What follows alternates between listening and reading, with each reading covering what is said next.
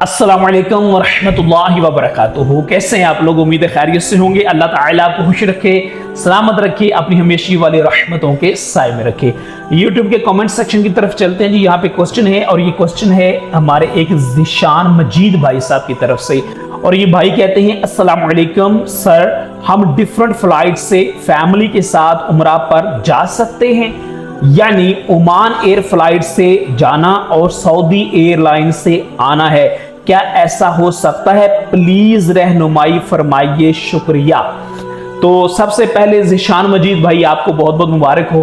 अल्लाह ताला ने आपको ये खूबसूरत मौका दिया है। आप चुने हुए लोगों में से हैं जिनको माशाल्लाह सरज़मीन मुक़द्दस हरम पाक में जाना नसीब हो रहा है। तो आपने अपने और मेरे लिए जरूर दुआएं करनी है।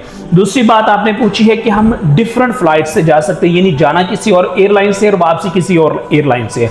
तो मेरे भाई इसमें कोई हरज तो नहीं है, बिल्कुल आप जा सकते हैं। जाते हुए किसी एयरलाइन से चले जाएं, वापसी किसी और एयरलाइन से आ जाए, मगर याद रखिएगा कि लगेज का आपको पता होना चाहिए, क्योंकि हर एयरलाइन का शेड्यूल डिफरेंट होता है। आज की डेट में डिफरेंट है, हो सकता है 6 माह बाद उनकी नई पॉलिसी आ जाए। तो आपको करंट पॉलिसी जो भी उस वक्त की चल रही होगी प्यारे भाई, वो पता होनी चाहिए। मिसाल के तौर पे आप ओमान एयरलाइन के जरिए सऊदी अरेबिया जा रहे हैं, अब उसमें कितना लगेज अलाउड है ये आपको पता होना चाहिए और उससे ज्यादा नहीं होना चाहिए। इसी तरह जब आप सऊदी अरेबिया से वापसी के लिए निकलेंगे, मिसाल के तौर पे आप जद्दा एयरपोर्ट से वापस आते हैं सऊदी एयरलाइन के जरिए, तो on that day current date तक जो सऊदी एयरलाइन की पॉलिसी होगी, जितना लगेज अलाउड होगा उससे ऊपर एक पाव भी नहीं होना चाहिए। वहां पे लोगों को बड़ी परेशानियां होती हैं, यकीन करें इतना इतना वजन ज्यादा होता है तो फिर वहां पे बहुत ज्यादा कंफ्यूजन होती हैं। समटाइम कीमती सामान निकालना पड़ता है, समटाइम एक्स्ट्रा पैसे देने पड़ते हैं।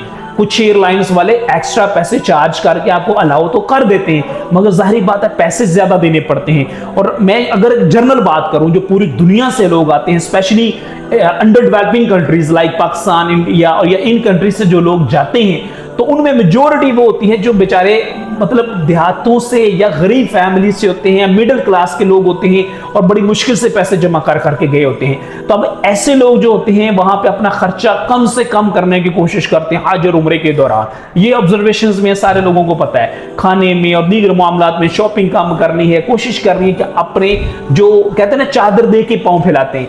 अब उन लोगों को जब पता नहीं बेचारों को, तो वापसी पे एकदम से वजन बढ़ जाता है और चीजें भी कीमती होती हैं। किसी के पास अजवा खजूरें, मदीना तुल मुनव्वरा एयरपोर्ट पे मैंने एक मरतबा ये मंजर देखा था, अजवा खजूरें एक बंदा बेचारा निकाल रहा था, एक बंदा पता नहीं कौन कौन सा सामान निकाल रहा था, कुछ बच्चों के खिलौने वगैरह निकाल रहे थे।